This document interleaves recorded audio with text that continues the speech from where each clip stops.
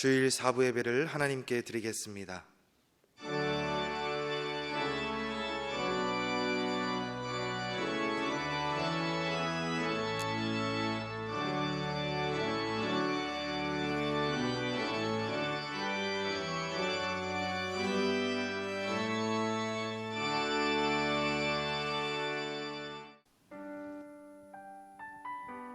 할렐루야. 오늘도 주님 앞에 찬양과 경배 올려드리며 나아가겠습니다.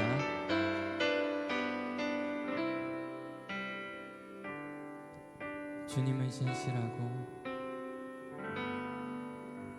주님은 신실하고 항상 거기 계시네. 주 사랑을 뭐라 할까. 주님은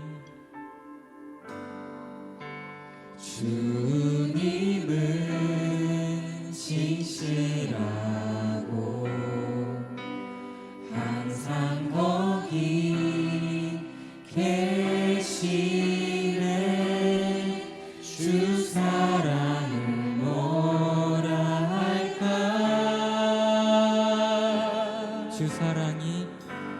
주 사랑이 내 생명보다 귀하고 주 사랑이 파도보다 더 강해요. 세월이 가고 꽃이 시들어도 주 사랑 영원해. 주님 사랑 신실해요.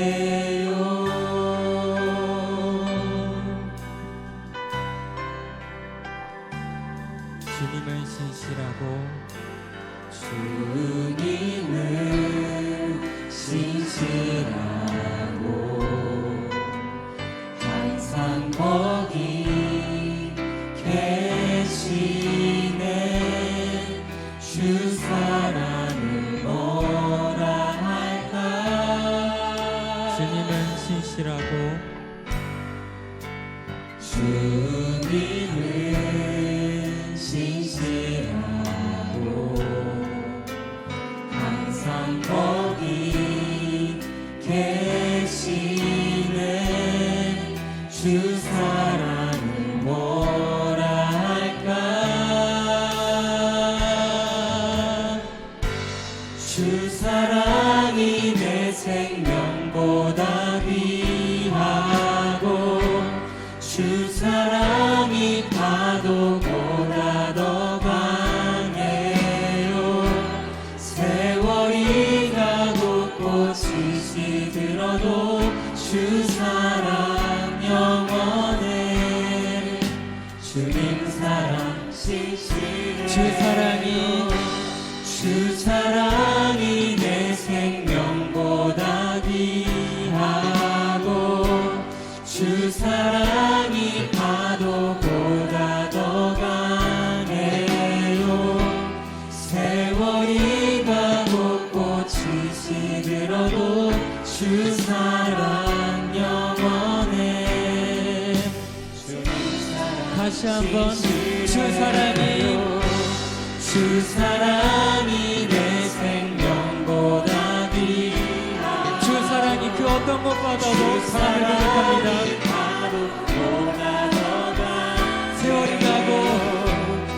세월이 가고 꽃이 시들어도 주 사랑 영원해. 주님 사랑 다시 한번 주 사랑이 내 생명보다 귀하고 주 사랑이 파도보다 더 강해요.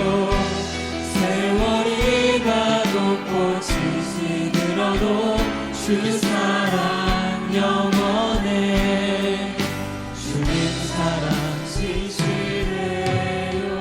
주님 사랑 신실해요. 주님 사랑 신실해요. 주님 사랑 신실해요.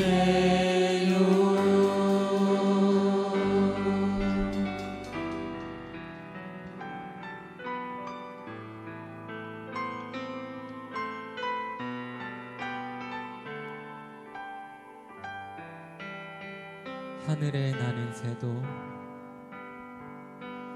하늘에 나는 새도 주 손길 돌보시네. 온 땅에 충만한 주 사랑으로 내 마음을 덮으소서. 주 나를 부르셨네. 주 나를 부르셨네. 주의 영광 위에 모든 사랑 이끄소서. 주의 영광으로 주 말씀 향하여 주 말씀 향하여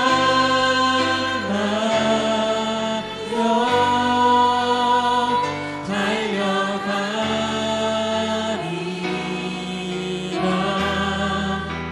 힘도 아닌 능도 아닌 오직 성령으로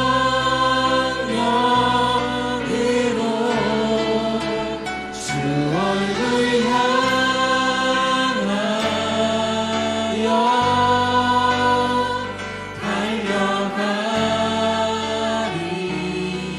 달려가리라. 오 주의 영광 안에 살게 하소서. 하늘에 나는 새도 하늘에 나는 새도 주 손길 돌보시네. 온 땅에 충만한 주 사랑으로 내 마음을 덮으소서. 주 나를 부르셨네. 주의 영광 위에서 주의 영광 위에 모든 사람 이 시간 이끄소서. 오직 주님의 영광으로 주 말씀 향하여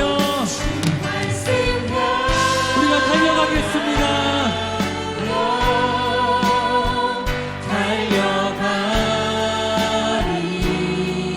달려가리라. 힘도 아닌 능도 아닌 오직 성령으로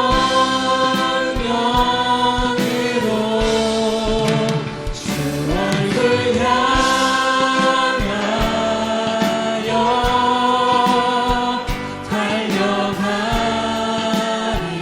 달려가리라.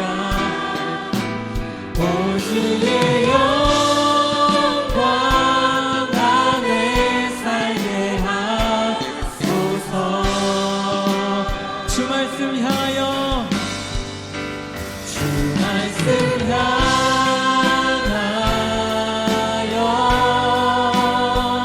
달려가리라. 힘도 아닌 우리의 능력도 아닌 오직 주님의 성령으로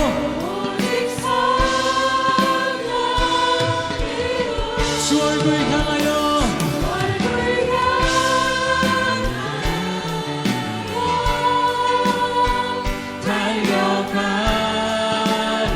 달려가리라.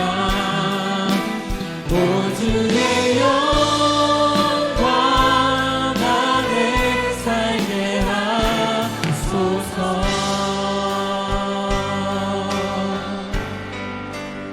이 시간 오늘 함께 드릴 예배를 위해서 간절한 마음으로 기도하며 나아가겠습니다.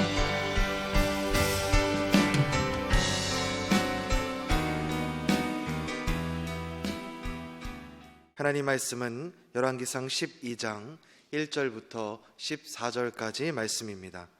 구약성경 534페이지입니다. 열왕기상 12장 1절부터 14절까지 말씀 제가 봉독하겠습니다. 르호보암이 세겜으로 갔으니 이는 온 이스라엘이 그를 왕으로 삼고자 하여 세겜에 이르렀음이더라.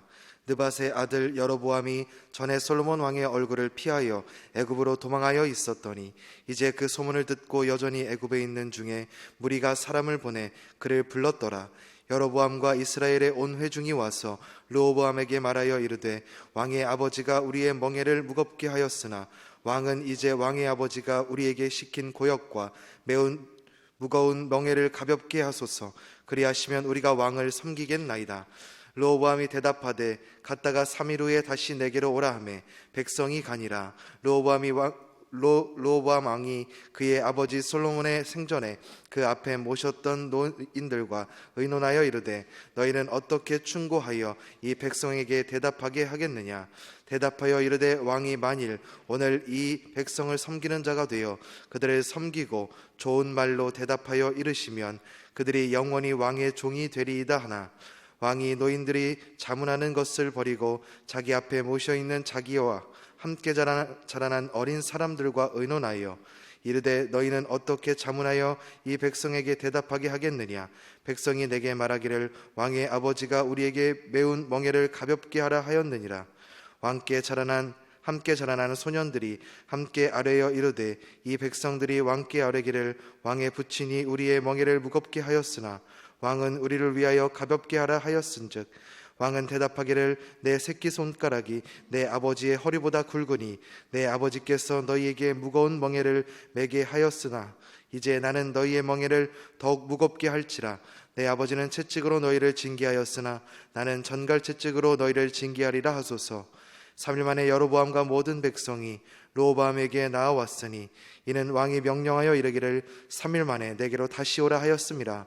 왕이 포획한 말로 백성에게 대답할세 노인의 자문을 버리고 어린 사람들의 자문을 따라 그들에게 말하여 이르되 내 아버지는 너희의 멍에를 무겁게 하였으나 나는 너희의 멍에를 더욱 무겁게 할지라. 내 아버지는 채찍으로 너희를 징계하였으나 나는 전갈 채찍으로 너희를 징치하리라 하니라. 아멘. 이 시간 시온 찬양대에 찬양이 있겠습니다.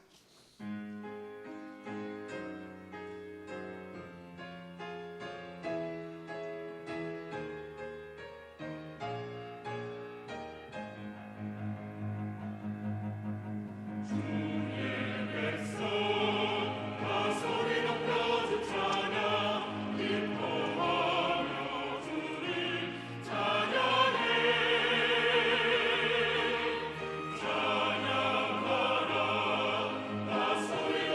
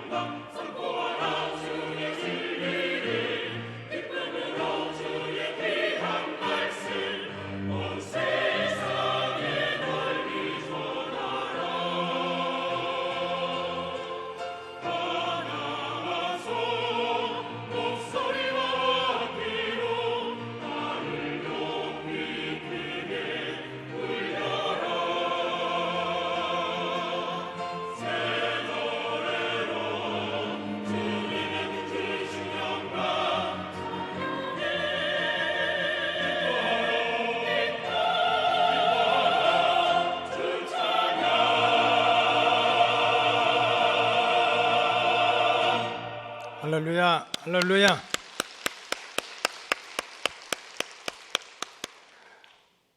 오늘은 어버이 주일입니다. 열왕기상 12장의 말씀을 가지고 은혜를 저버린 르호보암, 은혜를 저버린 르호보암에 대해서 말씀을 드리도록 하겠습니다. 르호보암은 이스라엘 통일 왕국의 3대 왕 사울, 다윗, 솔로몬 그 아버지 왕이 죽은 다음에 이스라엘 4대 왕위에 즉시 오른 아들입니다. 이 아버지 솔로몬은 이 조그만 나라를 지키기 위해서 다른 여러 민족들과 정략적인 결혼을 계속했습니다. 이렇게 친정, 사돈 이 관계를 계속 맺어서 열왕기상 11장 3절에 보니까 후궁이 700명이었다고 그랬어요. 후궁이. 그 다음에 첩이 300명이래요. 이걸 다 왕궁에다 거느리고 살았습니다. 그러니까 이 후궁 700명하고 첩 300명이 그저 아들, 딸 하나씩만 낳아도 1000명이야. 그 중에서 뽑혀서 왕이 된 사람이 르호보암이니 이거 엄청난 기적입니다. 이거 엄청난 은혜예요. 더군다나 르호보암의 생모의 이름은 나아마입니다. 나아마야. 나아마인데 그 출생 그 배경이 아주 안 좋습니다. 이 나아마는 누구냐면은 암몬 족속의 딸입니다. 암몬 족속의 딸인데 암몬 족속이 누군가 하면은 그 조상이 아브라함의 조카 롯입니다. 아브라함과 함께 하나님 섬기는 거, 제사 드리는 거 싫다. 나 세상에 나가서 성공해야 되겠다. 그래서 소돔과 고모라 성에 가서 죽을 고생하고 돈 벌었다가 이 소돔과 고모라 성이 불과 유황으로 망할 때 롯이 그의 처과 또 딸들 사이들 데리고 도망을 나왔어요.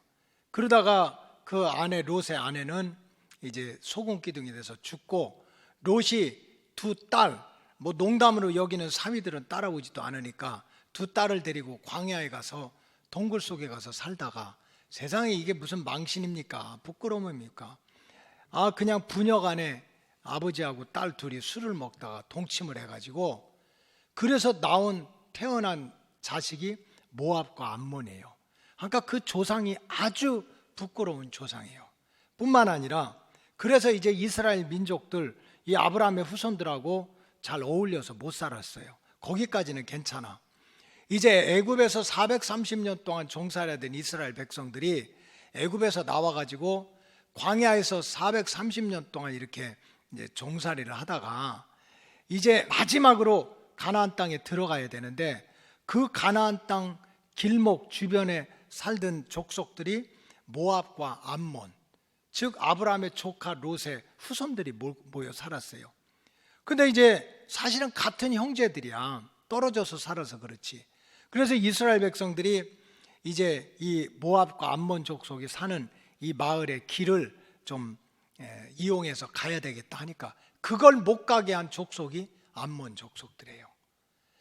빵을 주고 물을 줘도 부족한데 알고 보면 형제들인데 못 가게 길을 막고 그것도 부족해가지고 발람이라고 하는 마술사, 점쟁이 그런 사람을 불러가지고 막 돈을 줘서 저 이스라엘 형제들 막 저주해서 죽게 하라고.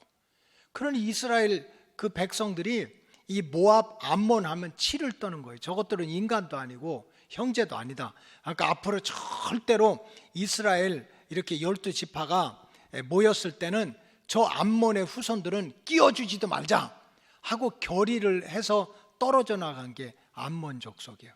그 암몬 족속의 딸이 나아마예요. 그러니 사실 어머니가 그런 출신이니 어디 그냥 이스라엘 사람들한테 얼굴을 내밀겠어요? 그런 내용이 신명기 23장 3절에 나옵니다. 신명기 23장 3절에 보면 암몬 사람과 모압 사람은 여호와의 총회, 그러니까 이스라엘 백성들이 다 모이고 절기를 지키기 위해서 유월절을 지키기 위해서 모이는 이러한 총회에 못 오게 해라. 그리고 그들에게 속한 자는 1대, 2대, 3대가 아니라 영원토록 이스라엘 민족들 12지파가 모이는 데는 이 모압과 암몬은 아주 오지도 못하게 하라. 이렇게 배척을 받았습니다.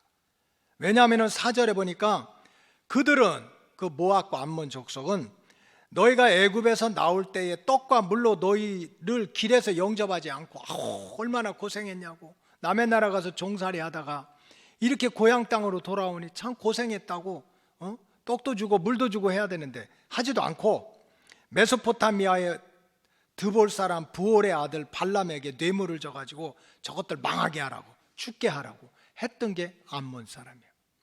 근데 그 암몬의 후손의 딸이 나아만데 그 딸이 낳은 아들이 르호보암이야. 그러니 출생의 신분이나 배경이나 환경을 보면은 세상에 그냥 그 첩이 300명이고 이건 뭐 말도 안 돼. 후궁이 700명, 얼마나 많은 자식을 낳겠어요. 그 중에 딱 솔로몬의 눈에 띄어가지고 왕이 된 게 르호보암이야. 그 어머니는 그렇게 불쌍한, 참 부끄러운 신분인데도 그 어머니의 아들이 르호보암인데 택함 받아서 왕이 됐어요. 그러니 참 잠을 자도 감사하고 눈을 떠도 감사하고, 영적으로는 하나님의 은혜고 육신적으로는 부모님의 은혜가 아닙니까? 그런데 100번 1000번을 그 하나님의 은혜, 부모님의 은혜에 감사해도 부족한데, 이 르호보암은 왕이 되자마자 배은망덕하기 시작했어요. 은혜를 배반하고 받은 덕을 다 무너뜨리는 거예요. 왕이 돼서 자기가 무슨 잘났습니까? 무슨 시험을 잘 봤어요? 전쟁에 나가서 공로가 있어? 아무것도 없어.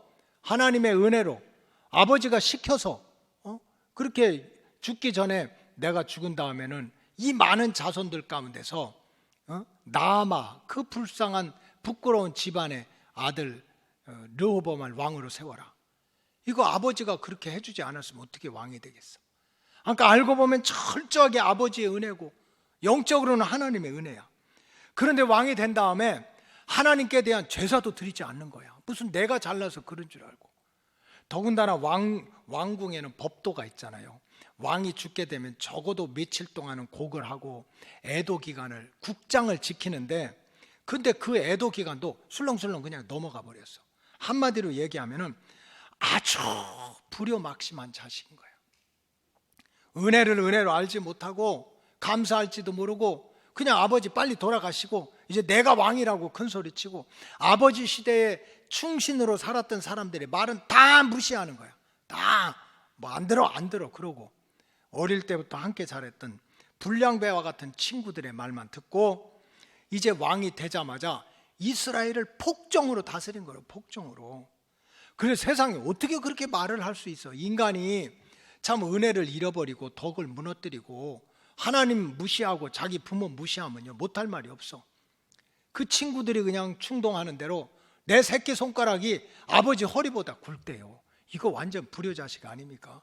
더군다나 아버지가 참 이스라엘 백성들을 좀 힘들게 했어요. 성전을 짓는데 7년이 걸렸어. 왕궁을 짓는데 13년이 걸렸어. 20년 동안 큰 공사를 하면서 돌 깎아야지, 나무 옮겨야지, 그것도 뭐 기계도 없이 맨몸으로 하니까 얼마나 많은 희생자가 있었겠어요. 그런데 이 친구들, 불량배 같은 친구들의 말을 들어가지고 르호보암이 뭐라고 얘기하냐면, 야, 아버지는 채찍을 가지고 백성들을 다스렸지만 나는 전갈의 채찍, 전갈 독이잖아요.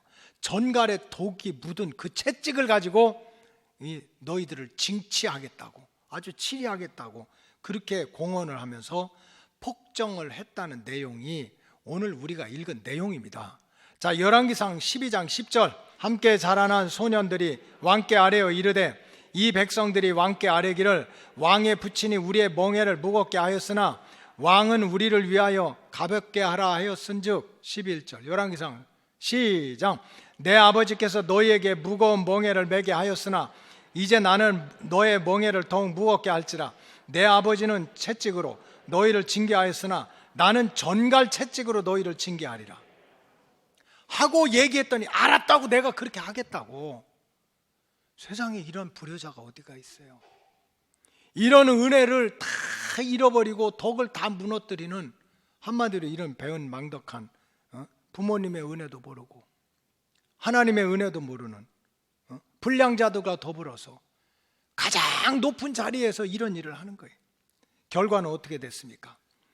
12지파 중에 10지파가 마음을 돌이켜가지고 여로보암에게 떨어져 나가고, 통일 왕국이 우리나라 남한 북한처럼 그냥 툭 반쪽아리로 잘라져 가지고 그냥 남북으로 분열돼 가지고 이 르호보암이 아주 일생 동안 남도 아닌 형제들하고 치고받으면서 그러한 고통과 죄악 중에 살아갔습니다. 그래서 이제 르호보암에 대해서 다 왕마다 별명이 있단 말이에요. 지혜로운 왕, 뭐 영적으로 뭐 어떻게 요시아와 같이 뭐 개혁된 왕, 아합하면 못된 왕, 별명이 있는데, 이 르호보암에 대해서는 어떤 별명이 붙었냐면 두 가지가 붙어 있어요. 어리석고, 어리석지, 왕이 될 만한 자격도 없는데 왕이 됐으니까 얼마나 감사한 일이야. 그런데 어리석고 은혜를 저버린 왕이다. 한마디로 얘기하면 배은망덕한 왕이라는 거예요. 오늘 어버이 주일인데 오늘 우리가 한번 믿음이 뭔가를 한번 생각해 보자는 거예요. 우리가 하나님을 잘 믿고 교회를 다닌다는 게 도대체 뭔가? 믿음이라는 게 내 실력인가? 내 인격인가? 아니면 교회 오래 다녀가지고 믿음이라는 거는 뭐 집사가 되고 권사가 되고 장로님이 되고 또 신학교 가서 목사가 되고 설교하고 이런 게 믿음인가? 성경에 보니까 그게 아닌 것 같아요. 제가 깨달아도 그런 게 아닌 것 같아요. 지난 토요일 새벽에 가족 월삭 기도회를 드리는데 이제 코로나가 조금씩 풀리니까 많이 들어오시잖아요. 한 분 남자 권사님 몸이 굉장히 아프셨어요. 그래서 그분을 위해서 간절히 이렇게 기도를 해드리기도 했어요. 이렇게 어깨에다 손을 얹고 기도해드리기도 하고. 근데 새벽 기도를 마치고 이제 같이 기도를 하는데 강단에 올라오셨어. 그리고 제가 기도하고 있는데 옆에 와서 목사님 너무 죄송하다는 거예요. 너무 죄송하다고. 왜 그런가 했더니 목사님이 그렇게 기도하셨는데, 목사님이 그렇게 간절하게 기도하셨는데 내 믿음이 없어가지고. 누구 믿음이 없어서? 내 믿음이 없어가지고 내가 이 병을 고치지 못해가지고 다시 병원 가서 뭘 끼기도 하고 이렇게 했다고. 그 말을 듣고 권사님 내려가고 저 여기서 울었어요. 세상에 내 믿음이 없어. 목사님은 그렇게 간절하게 기도했는데 하나님 능력이 없어서도 아니고 목사님이 기도를 안 해줘서도 아니고 내 믿음이 없어서 내가 목사님 기도대로 응답받지 못했다고. 여러분 그분 믿음이 없나요? 진짜 믿음이 없나요? 저는 그 말을 듣고 너무 마음이 아프고 안 됐고, 그래서 하나님한테 그냥 때를 쓰고 기도해서 하나님 부족한 종에게 뭐 전중구가 뭐가 대단합니까? 뭐 신학교 나와서 목사가 됐어? 뭐 내가 할 수 있는 게 뭐가 있느냐고. 하나님 저에게 예수의 영을 불어넣어 달라고. 예수님의 영을 불어넣어 달라고. 성경에 보니까 예수님의 영이 역사하면 안진뱅이도 일어나잖아요. 죽은 자도 살아나잖아. 인생의 풍랑도 잔잔케 하는 게 예수의 영이지 인간의 실력이 아니잖아요. 하나님 나한테 정말 부족하지만 예수의 영을 부어주셔가지고 하나님이 맡겨주신 양떼들 아프다고 기도하면 예수의 영이 가가지고 낫게 하고, 먹고 사는 게 힘들다면 일용할 양식을 주시는 분이 예수님인데 예수님이 채워주시고 이걸 눈으로 보게 해달라고. 여러분 믿음이 뭡니까? 성경 많이 읽어가지고 성경 줄줄 외우는 게 믿음인가요? 교회 오래 다녀가지고 내가 집사야 권사야 장로야 하고 큰 소리 치는 게 믿음입니까? 신학교 나왔다고 내가 목사야 내가 설교할 거야 이게 믿음입니까? 아니더라고. 성경에 보니까 믿음은요 은혜를 깨닫는 거예요.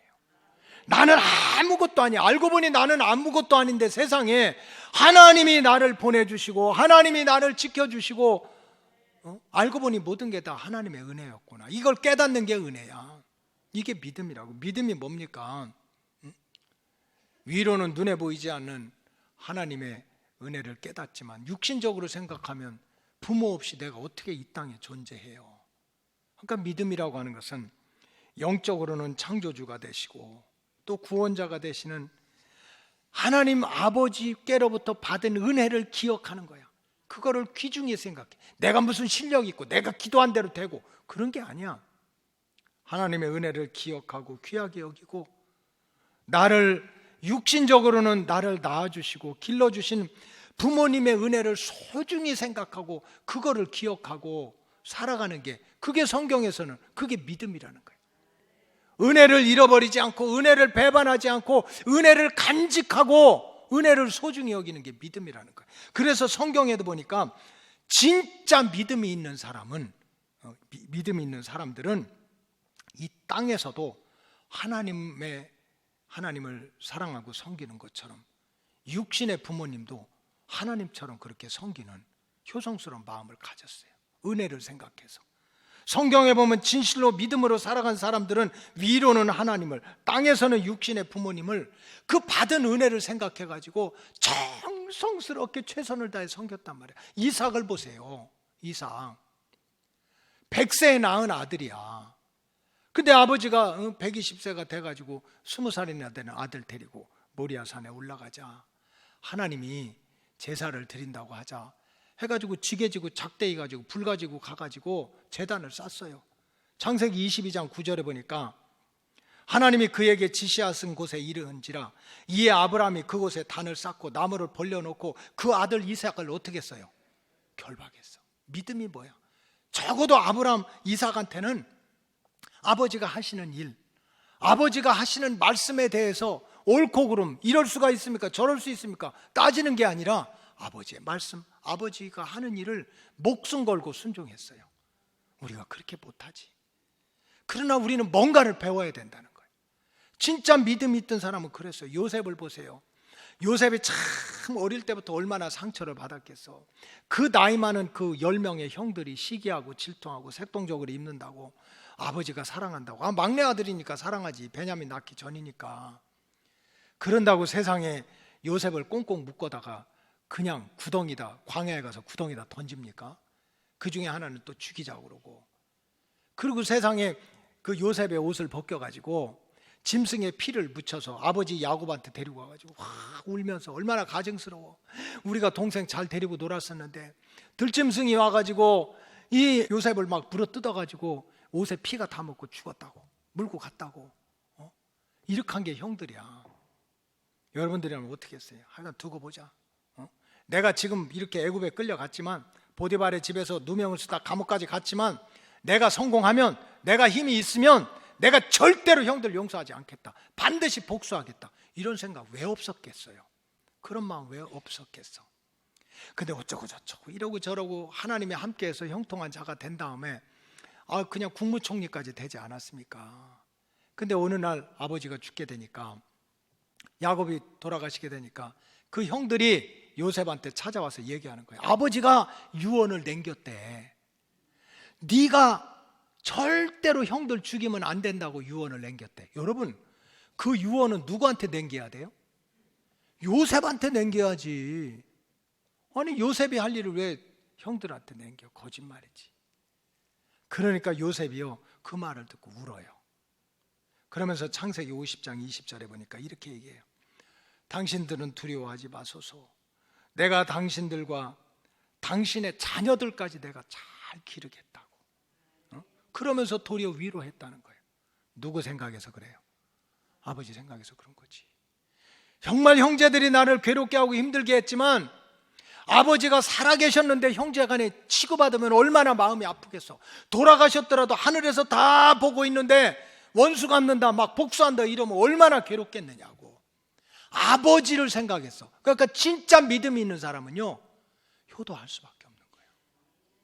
응? 룻기에 보면 룻이 나와요. 이방 여인이야. 남편이 일찍 죽었어. 그래서 그냥 시어머니 붙들고 얘기하는 거예요. 나는 시어머니 떠나지 않겠다고. 물론 나중에 룻이 재혼을 했어요. 해야지, 젊은 여자가. 그래서 그래도 재혼을 했어도 나는 절대로 어머니 안 떠나겠다고. 어머니의 하나님이 나의 하나님이고 어머니의 백성이 나의 백성이고 내가 절대로 어머니를 떠나지 않겠다고. 8시에도 아멘 안 하고 9시 반에도 안 하고, 다 오르바들만 잔뜩 앉아 있어가지고. 오르바는 큰 며느리는 그러고 도망갔잖아요. 어머니 모시겠다는 거야. 결혼 안 했나요? 재혼했잖아요. 재혼해서까지 그런 마음을 가지고 살았어. 그래 룻이 망했나요? 부끄러움 당했나? 아니야. 그 아들이 아들을 낳고 손자가 또 아들을 낳고 증손자가 아들을 낳아서 고손자, 그게 다윗 왕이야. 그러니까 성경에 보면 그저 눈에 보이지 않는 하나님을 잘 하나님 앞에 받은 은혜를 기억하는 것도 귀한 일이지만 육신의 눈으로 보이는, 그래서 성경에 보면 하나님과 부모님을 계속 이걸 패러렐이라고 그래요. 병행으로. 하나님을 네 부모님처럼 섬겨, 부모님을 하나님처럼 섬겨. 이것이 두 개가 병행 규절로 계속 나오는 거예요. 그래서 성경에 보면 진짜 믿음 있는 사람들은 효심이 있어. 눈에 보이지 않는 하나님을 정성스럽게 그렇게 섬기고 눈에 보이는 부모님을 하나님처럼 섬겨. 그래서 망했습니까? 하나님이 기뻐하시고 도리어 그냥 왕이 나오게 하고 영향력 있는 사람이 됐고요, 세상에서도 부족함이 없도록 해줬단 말이에요. 여러분 성경에 보니까 종말의 때가 되면 the end, 반드시 이 하나님의 구원 계획 속에는요 세상의 마지막 때가 있습니다. 이 마지막 때가 되면 세 가지의 큰 영적인 풍랑이 불어온다고 그랬어요. 그 첫째가 배도입니다. 둘째가 배교입니다. 셋째가 배은입니다. 이것이 다니엘서와 요한계시록에 반복적으로 나와요.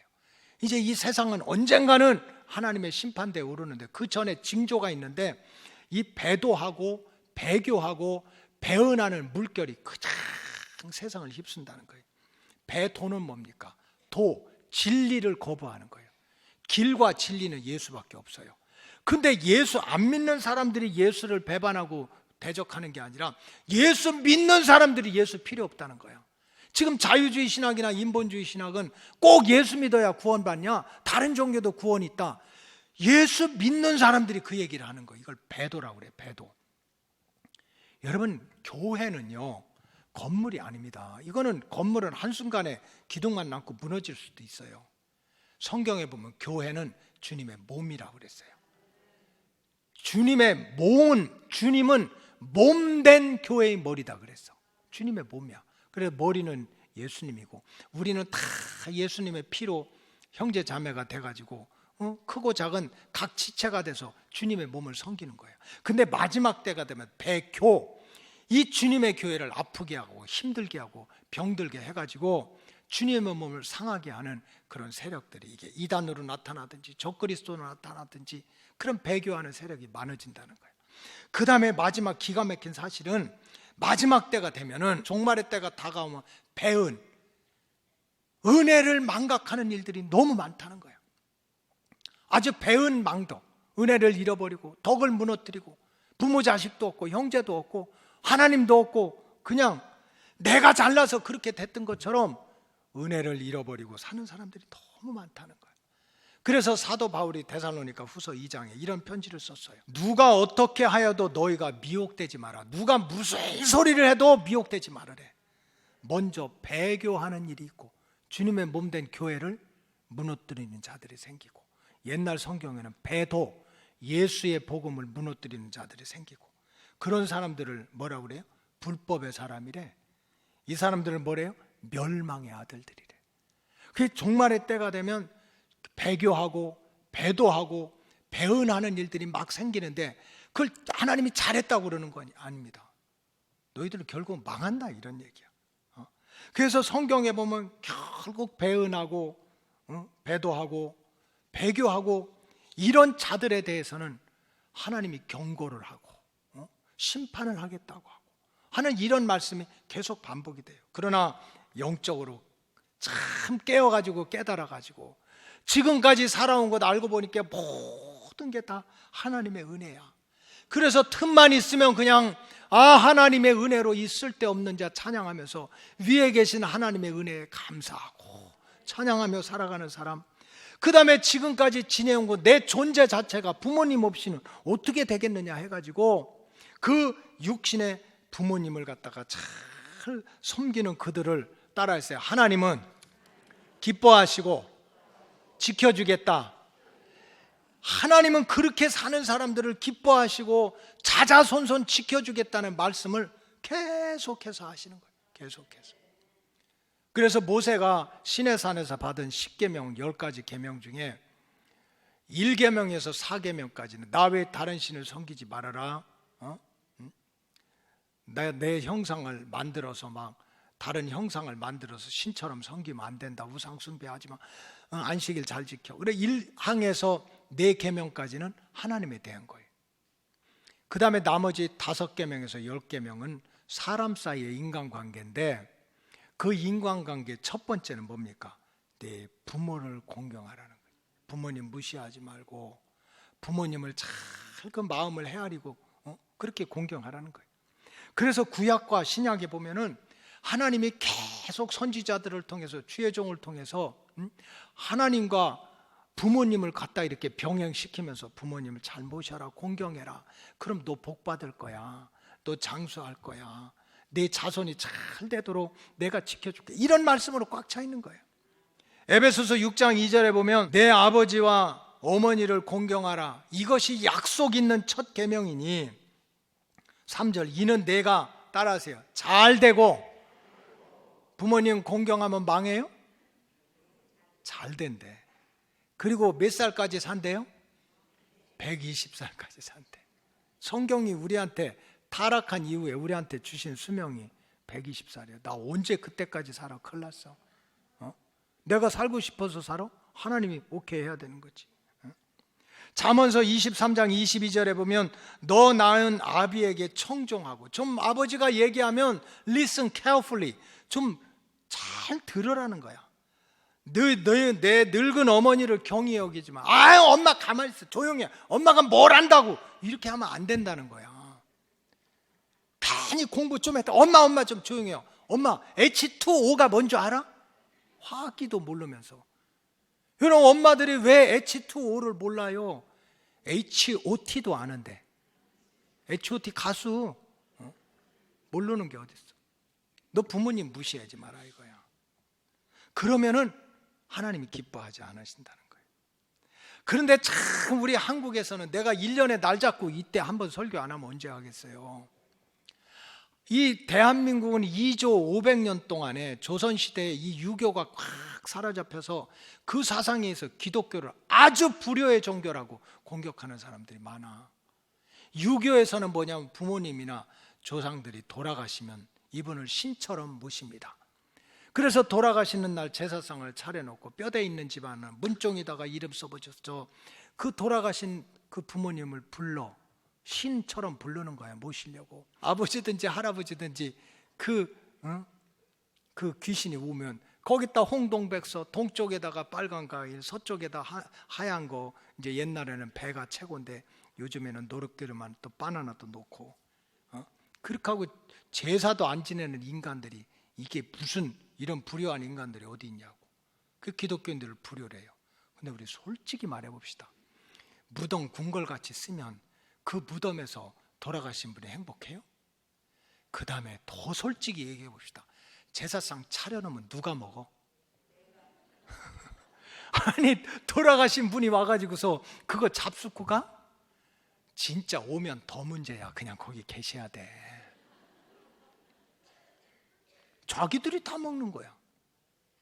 그러니까 성경에서는 부모님께 효도하지만 괜히 돌아가신 다음에 무덤 쓰고 궁궐같이 만들고 뭐 유세차 부르고 홍동백서 해놓고 지들이 다 먹고 하지 말고 한 달을 살아도 1년을 살아도 10년을 살아도 살아계신 부모님께 효도하라는 거야. 살아계신 부모님께 효도하라는 거야. 그래서 제가 1년에 한 번씩 이 잔소리를 아주 하기로 작정했어요. 오늘 아주 꼰대가 되기로 작정을 했어. 그래서 우리 적어도 예수 믿는 사람들은 정말 그 은혜를 배반하지 않고 영적으로 하나님의 은혜가 아니면 우리가 어떻게 와? 부모님이 없으면 우리가 어떻게 존재하느냐고. 그래서 이 영적으로 하나님과 육신적으로 부모님을 우리가 어떻게 하면 이 땅에서 살아있는 동안 그래도 효심을 가지고 그런 은혜를 갚고 지키고 복을 받는 삶을 살까? 자, 여러분들에게 보여드리겠어요. 12가지 계명인데 이게 꼭 맞는 것도 아니고 틀린 것도 아니야. 성경에서 나온 건 아닌데 제가 만든 거예요. 자, 첫째 1번 읽으세요. 크게 시작. 저 2층에만 크게 시작. 부모님의 은혜를 뭐 엄청나게 뭐 닭다리 뜯고 소다리 뜯고 그거는 2차고 우선 은혜를 기억해야 돼요. 낳아주신 은혜, 길러주신 은혜, 희생하셨던 은혜를 마음에서부터 간직하고 있어야 돼요. 그게 효심이야. 그게 효도야. 그 다음에 두 번째 크게 읽으셔야 돼. 시작.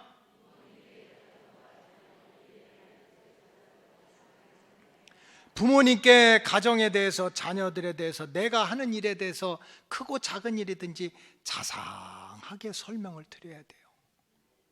여러분, 부모님들의 특징이 있어요. 이건 김씨냐 박씨냐 따질 것 없어. 특징이 있는데 그렇게 궁금하셔. 얼마나 궁금한지 몰라. 자, 보세요. 자, 아들이 이제 직장 갔다 들어와서 어떻게 같이 사는 부모님이었나 봐. 아들한테 물어. 며느리도 있지만 며느리가 묻는 건 안 들어오지. 내가 물어봐야지. 아들아, 저녁 먹고 왔냐? 네, 먹고 왔어요, 어머님. 그걸로 끝나요? 궁금하잖아. 그게 먹었다고 그래서 그 말로 끝나는 어머니들이 누가 있느냐고 또 묻지. 뭐 먹었는데? 아이, 친구들이랑 중국집 가서 짜장면 먹었어요 하면 엄마들이 끝나요? 안 끝나. 맛은 있었니? 아, 맛있었어요. 그럼 엄마들이 끝나요? 안 끝나요. 여러분들 엄마 해봐서 알잖아. 어디 식당에 갔는데 부모님들의 주특기는요, 궁금해서 못 살아요. 뭐 효도 엄청나게 크게 하려고 하지 말고 그냥 소상하게 때가 되면, 기회가 되면 뭐 이렇게 돼요. 애들은 이래요. 직장에서는 이래요. 얘기해 주는 게 효도는 거예요. 그 다음에 세 번째, 3번 시작. 여러분, 효도할 수 있는 시간이 길은 것 같지만 절대로 그렇지 않아요. 뭐 같이 살면 큰 효도지만 요즘에 그럴 수가 없잖아요. 할 수만 있으면 찾아뵙고, 할 수만 있으면 전화라도 하고, 이게 효도인 거예요. 이게 그게 효심이고. 그 다음에 네 번째 4번 시작. 제가 목회해 보니까 효도 중에 제일 큰 효도는요, 현찰 빡치기야. 무슨 나이키 신발 사주고 뭐 루이비통 가방 사주고 이거 다 똥이야. 부모님이 알아서 하시게 해야지. 하시게. 제가 하고 있으니까 하는 거예요. 많은 게 아닙니다. 결혼하고 나서 지금까지 평생 양쪽 어른들한테요 3만 원부터 보내기 시작해가지고 미국에서 그렇게 어려울 때도 100불 그렇게 평생 보냈어요. 근데 이거 여러분 비밀인데요, 야, 이자가 또 그렇게 잘 붙는 게 처음 봤어. 내가 열심히 줬더니요, 그 부모들이 그거 다 모아놓고 플러스 다른 집안에서 뜯은 거 합쳐서 우리 새끼들 주더라고. 이게 부모 사랑이야. 근데 뭐 인색하게 그래. 그래서 좀 제 말 좀 들으세요. 여러분들 잘 되라고 하는 거잖아요. 살아계실 때 용돈을 꾸준하게 이렇게 적으면 적은 대로 보내주는 거야. 보내주는 거. 요 5줄만 좋아하지 저 뒤에는 다 이상 쓰고 있어요. 그 다음에 5번째 시작.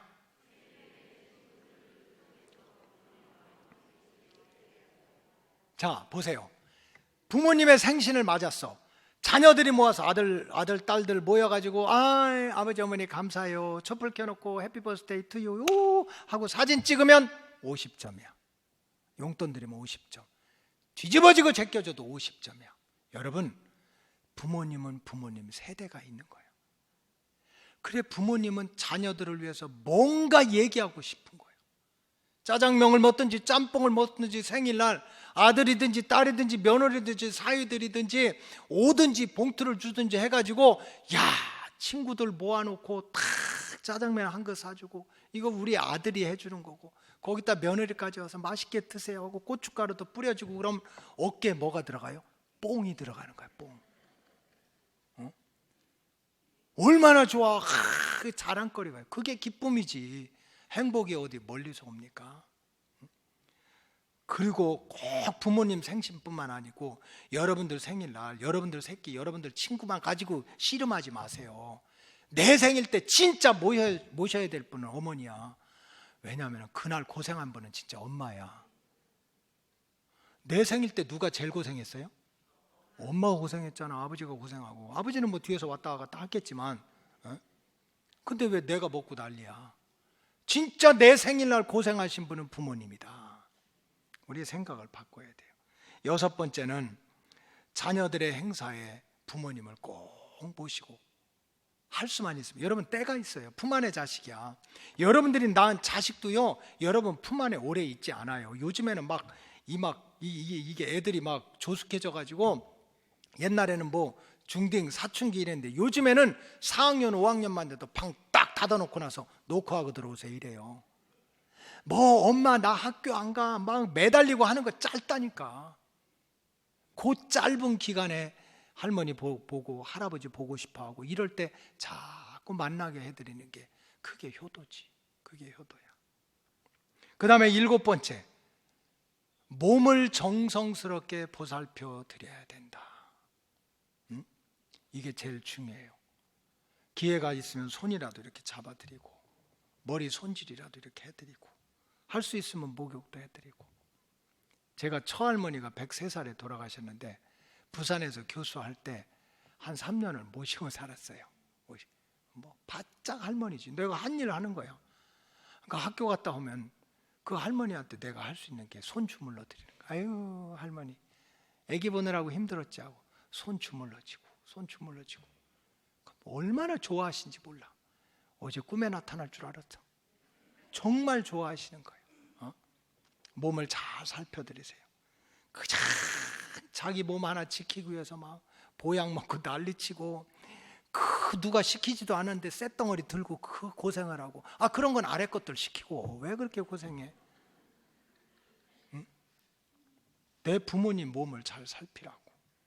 8번째는 몸이 아프면 병원에 꼭 모시고 가세요. 맨날 아프다고 그래. 이런 소리 하면 안 돼요. 진짜 말이라도 전화라도 그렇게 해야 돼요. 그 다음에 9번째, 읽으세요. 시작. 자녀들에게 효심을 키워줘야 된다. 잠언서 22장 6절에 보면은 마땅히 행할 길을 아이들에게 가르쳐라. 야 할머니 할아버지한테 잘해야 돼. 할아버지 할머니한테 우리가 잘해야 돼. 하면 네가 늙어가지고 네 자식들한테 네가 봉양 받는다는 거예요. 자기 부모한테는 개떡같이 하고 자기 자녀들한테 효도하라고? 그거 말이 안 된다는 거지. 그래서 몸으로 잘 가르치라. 그 다음에 10번째, 기쁘게 해드리려고 노력을 해야 된다. 다시 말해서 어떻게든지 부모님 기쁘게 해드려야지 하고 관심을 가져야 된다. 관심. 잠언서 23장 25절에 보면 내 부모를 즐겁게 하며 너를 낳은 어미를 기쁘게 하라. 어떻게 하면 기쁘게 해드릴까? 그런 관심을 가지라. 여러분, 무관심처럼 사람을 불행하게 만드는 게 없습니다. 아무리 부부간에 한 지붕 밑에서 한 침대 쓰고 같이 밥 먹도 하더라도 관심이 없으면 지옥이에요. 부모 자식 간에도 마찬가지예요.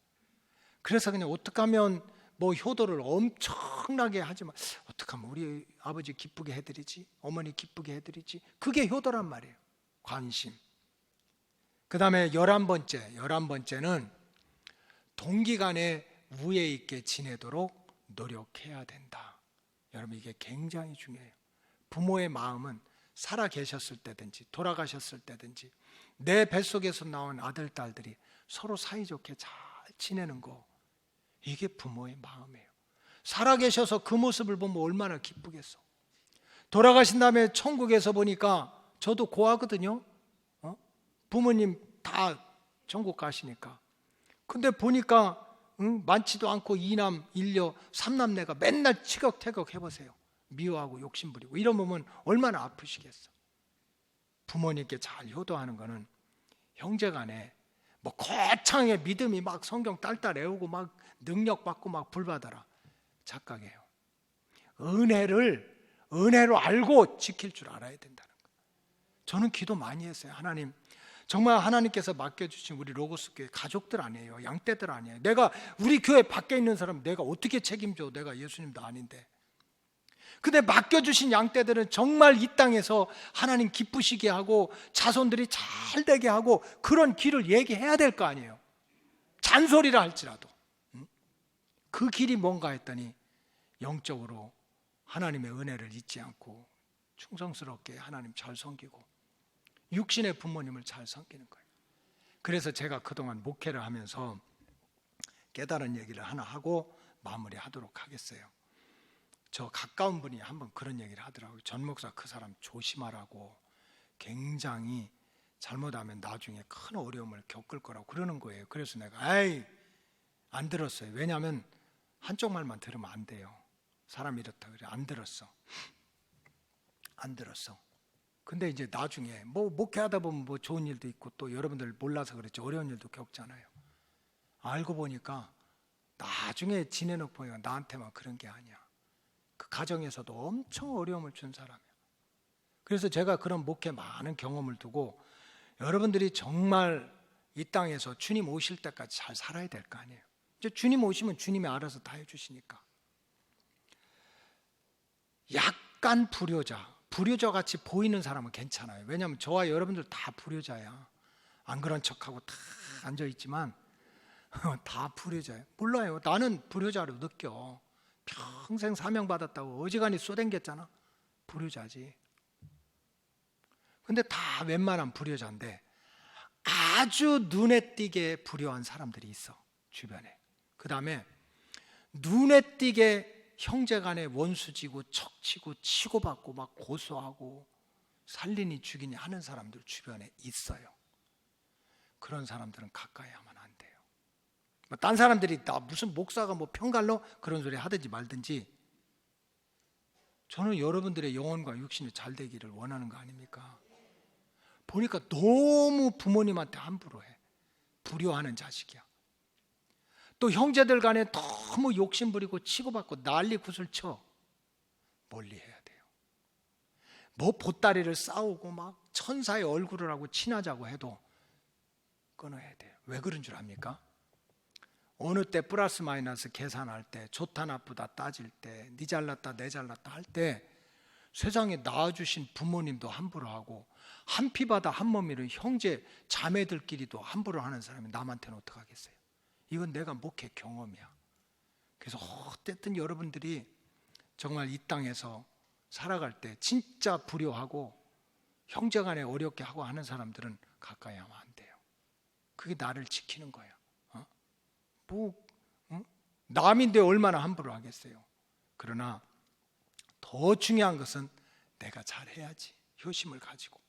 그 다음에 효도 중에 가장 큰 효도는 마지막으로 영혼을 구원시켜 드려야 돼요. 물론 참 부모님이 예수 잘 믿고 이러면 축복이지만 육신 효도는 잠깐이야. 근데 영혼 구원하지 못하면요, 영원한 불효야. 그래서 어떻게 하든지 우리가 진짜 믿음이 있는 사람은 부모님한테 성경책 가르치려고 하지 마세요. 그렇잖아. 그냥 많이 울으세요. 눈물 많이 흘리고 기도하고 할 수만 있으면 찾아뵙고 주물러 드리고 용돈 드리고 막 선물 사드리고 계속 그렇게 하세요. 영혼 구원을 위해서. 그러면 아버지나 어머니가 어떻게 생각하겠어요? 성경은 몰라.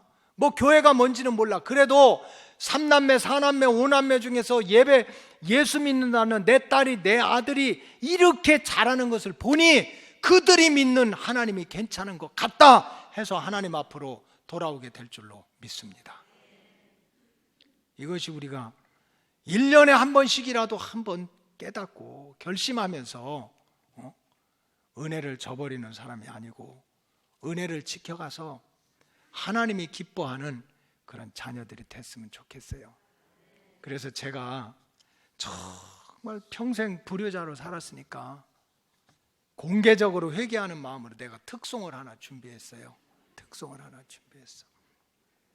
불효자는 웁니다. 특송을 준비했어. 그 내가 어제 연습도 했어. 불러봐도 울어봐도 못 오실 어머님은 이러다가 어제 마저 죽는 줄 알았어요. 교회에서 그거 하면 어떡하냐. 그래서 오늘 밤에 또 가 이거 쓰러지게 한번 부르려고 그래. 응? 땅을 치며 통곡한들 다시 오시겠어요? 불초한 이 자식은 생전에 지은 죄를 엎드려 빈다 그랬어요. 우리가 1년에 한 번, 어떤 분은 지금 어머님 아버지가 계신 분도 있고 어떤 분은 이미 하나님 나라에 가신 분도 있어. 불효자의 심정으로 노래를 통해서라도 참 부모님의 은혜를 기억하자 하는 마음으로 우리 1년에 한 번씩 부르는 거 어머니 마음 부르고 다 같이 부르고 마치도록 하겠어요. 우리 어머니 마음 같이 부르고 찬양팀 같이 불러주세요. 찬송가는 아닌데 가사가 좋으니까 같이 하겠습니다.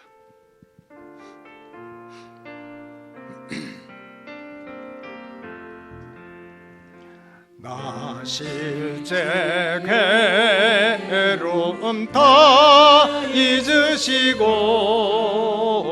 길을 밤낮으로 애쓰는 마음 진자리 바른 자리 가라니시며 손발이 다닳도록 고생하시네. 하늘 위에 그 무엇이 넓다 하리요. 어머님의 희생은 감이 없어라.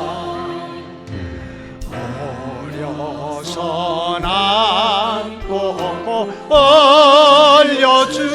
올려주시고 자라선 무기되어 기다리는 마음 알을 사 그릇 뗄사 사실 생각에 고우시너 이마 위에 주름이 가득 땅 위에 그 무엇이 높다리요. 어머님의 정성은 끝이 없어라. 사람의 마음 속엔 온가지 소원 어머님의 마음 속엔 오직 한 가지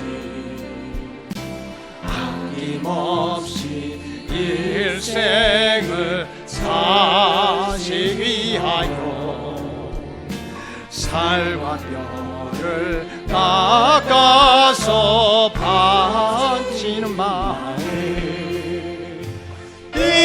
인간의 그 무엇이